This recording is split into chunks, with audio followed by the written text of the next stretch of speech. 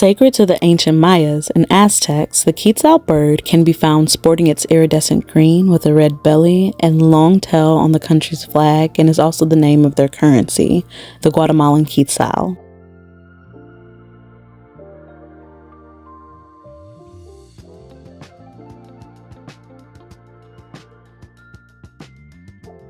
Prior to the colonization of Guatemala by Spain in the early 16th century, the Guatemalan people practiced traditional Mayan religion.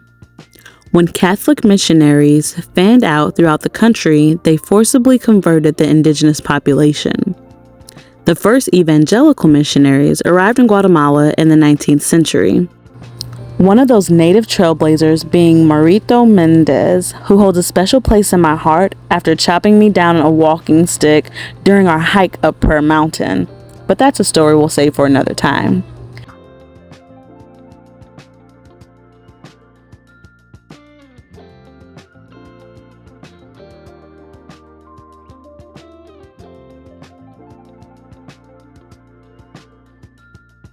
Kara and I were reacquainted last year when someone found my debit card in Walmart's parking lot, looked up our mutual friends on Facebook, and actually left my card with her to return to me.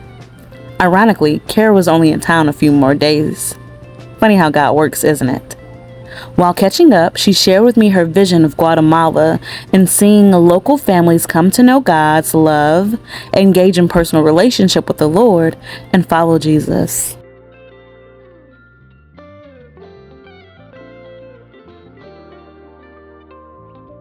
When she presented the concept of seeing the community transformed by coming to know Jesus through educational reform, building bridges between church and school to her in-laws, she was met with literal tears. Tears of joy, that is, cascaded down their faces as they explained how they've been praying to open a school for years, and God was answering their prayers through her obedient sacrifice. As we continue to chat about our individual experiences with foreign missions while simultaneously reminiscing about the good old days, the idea of how fun it might be if I were to host a dance camp in Guatemala came up. We agreed to pray on it, but I immediately felt say less in my spirit. Not even a year later, I joined 11 somewhat strangers embarking on a voyage to an unknown land in the hopes of spreading the love and light of Jesus Christ. Our goal was to ensure that the people of Magdalena knew that Jesús es la luz del mundo y Jesús te amo y me amo. Chilling breezes and dewy remnants from scattered showers covered the unpredictable roads upon our arrival. Fighting to stay awake long enough to stuff luggage and ourselves into a compact chicken bus, I began to admire the very few recognizable businesses from back home, immediately realizing that I knew way less Spanish than the broken Spanglish I'd prepared. Ironically, many of the natives' English was just as broken as my Spanish, which evened the playing fields, humbling us to aid one another in communication and connecting. Amazing how God takes broken things and makes them beautiful, isn't it? Saturday, we spent the day getting settled into our living quarters with the shocking news that no toilet paper could be flushed but was to be tossed in communal trash cans housed within each stall. Sunday, my gift made room for me to minister through dance during morning worship at Mount Sinai. In the midst of several technical difficulties, the congregation began to sing the song I was ministering to, and in that moment, I knew that God was penetrating the hearts of His people. After service, the women of our group passed out homemade clothing to the families of the church. Monday through Friday flew within a full itinerary. Pastor Chris Setterbreeze led our vacation Bible school effort, encouraging the youth to embrace the love of God and display the light of Christ. VBS was merely the tip of the iceberg.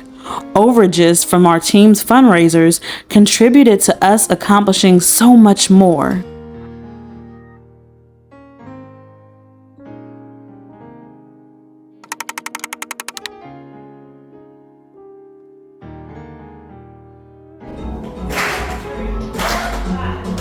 Best of all, nearly 20 youth gave their lives to Jesus, and after ministering to a young man struggling with depressing grief and alcoholism, he considered a change and agreed to start back attending church. Man, God is good all the time, and You could taste his goodness in the meals prepared for us. Guatemala has a rich agriculture, which made me feel like royalty each time I was able to partake in a variation of scrumdiddly-umptious home-cooked indigenous dining. On the last day of our trip, we went into the city for dinner. Unexpectedly, the restaurant could not accommodate our group, forcing us to dine at a basic Mickey D's, which I don't even eat back in the States. But my outlook quickly changed after seeing the McDazzling display of artwork for sale, golden arch swings, and a beautiful view of a volcano in the courtyard, which made sense as to why so many women are proposed to there. Needless to say, I am forever changed by this humbling experience, but time will only allow me to share so much, as there are many takeaways from the trip. Since traveling abroad, I've even begun to pursue part of my purpose that God revealed while I was in Guatemala. In any case, remember that it isn't a stamped passport that makes the difference, but people impacting people by displaying the love of God. You don't have to go on a missions trip to a foreign country to fulfill the commission of Christ. After all, charity begins at home and is spread abroad. In fact, you can make a difference just by beginning to pray for Guatemala, that God sends supporters, resources, and willing workers to fulfill the vision executed by Tapestry of Love Ministries. If you're interested in learning more about how you can become a supporter, visit tolmguate.org.